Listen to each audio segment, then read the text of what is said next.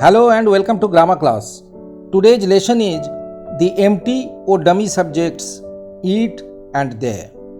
We all know that a sentence consists of a subject and a predicate.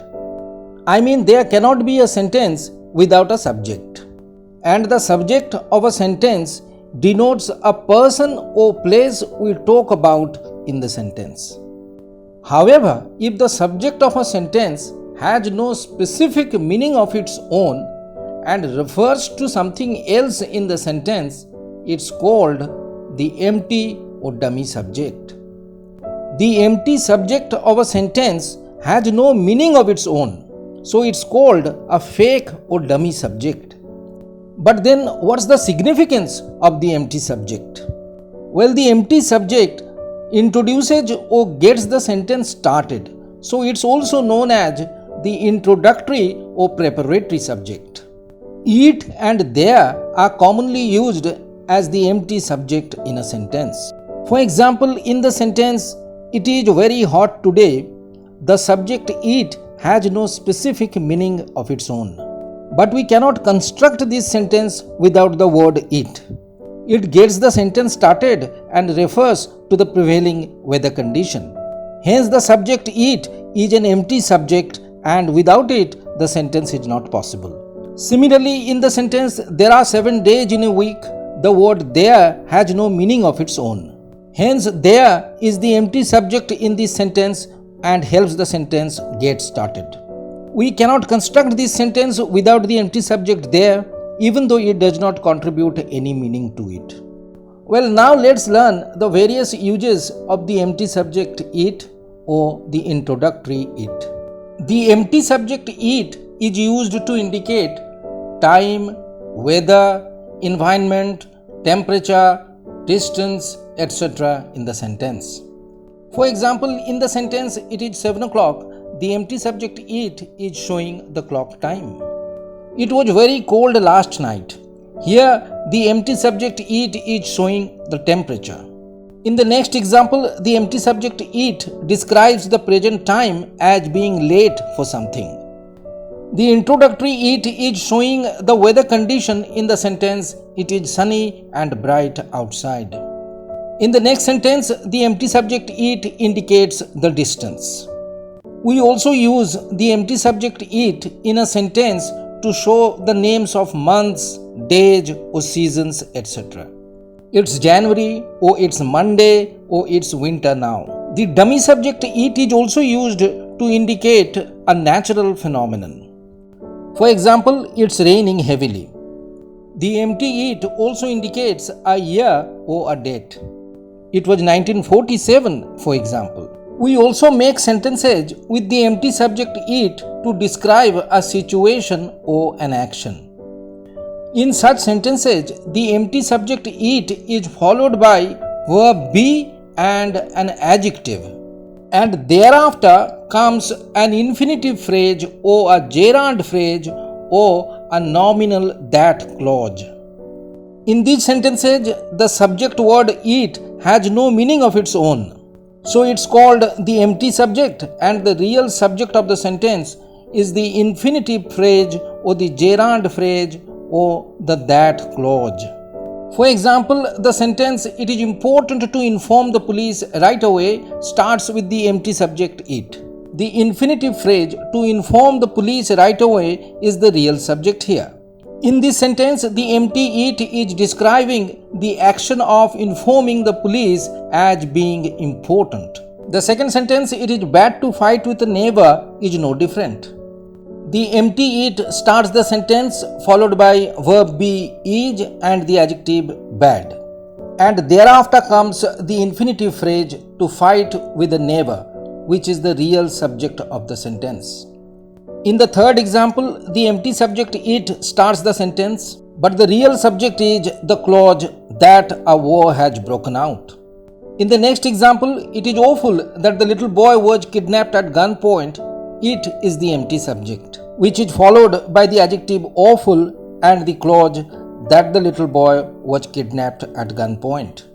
Here, the empty subject it and its adjective awful describe the action of kidnapping the little boy. In the next example, we see that the sentence is started by the empty subject it and thereafter comes a gerund phrase, crying over spilled milk. And then in the last example, it is too late to go there, it is the empty subject followed by its complement late, and thereafter comes the infinitive phrase to go there, which is the real subject of the sentence. As you know, we use cleft sentences to lay emphasis on a certain part or element of the sentence. And in it cleft sentences, we use it as the dummy subject to start the sentence and also to lay emphasis on a certain element of the sentence. In the sentence, it was John who caught the thief. The empty it emphasizes John as the catcher of the thief. Similarly, in the sentence, it was your carelessness that caused the mishap. The empty subject it emphasizes your carelessness as the cause of the mishap.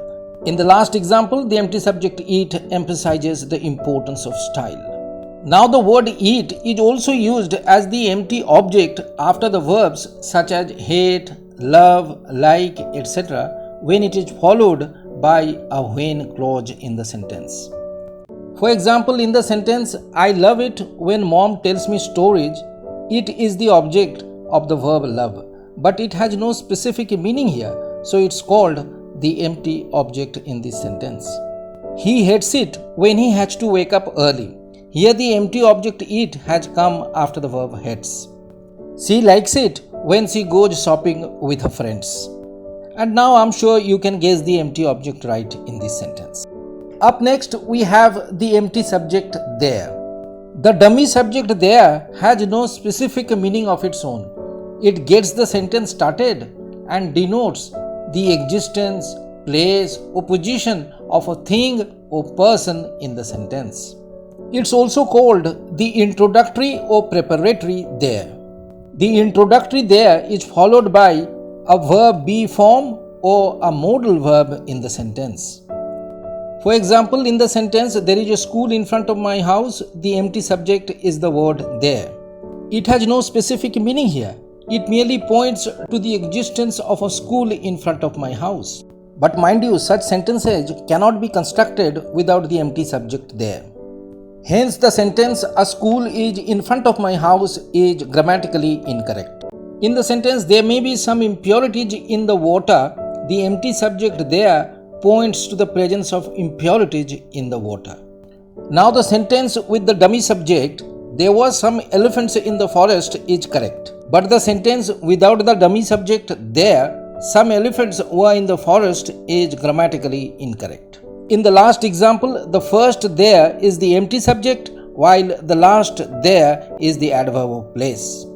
However, the empty subject there or the introductory there is not used if we refer to a definite or named noun or pronoun in the sentence.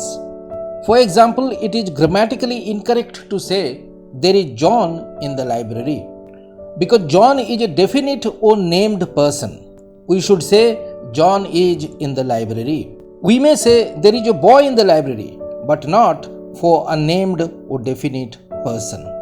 The dummy subject there or the preparatory subject there is also not used if we refer to an action in the sentence. For example, stars are twinkling in the sky. We cannot start this sentence with an empty subject there. Why? Because twinkling is an action verb. However, there are stars in the sky is a correct sentence, because the empty subject there is followed by verb be, are in this sentence. We know that the empty subject it and there are followed by verb be in the sentence. However, some stative verbs such as seem, appear, remain, happen, live, exist, etc. may also come after the empty subjects it and there in a sentence. For example, it appears to be your last chance. The empty subject it is followed by the verb appears in this sentence. There seems to be a conspiracy against you. In this sentence, the introductory there is followed by the verb seems. So that's the end of today's class. Hopefully you liked the video. Please be sure to like, comment, share and subscribe to my channel for more grammar videos. Thank you so much for watching the video until the end.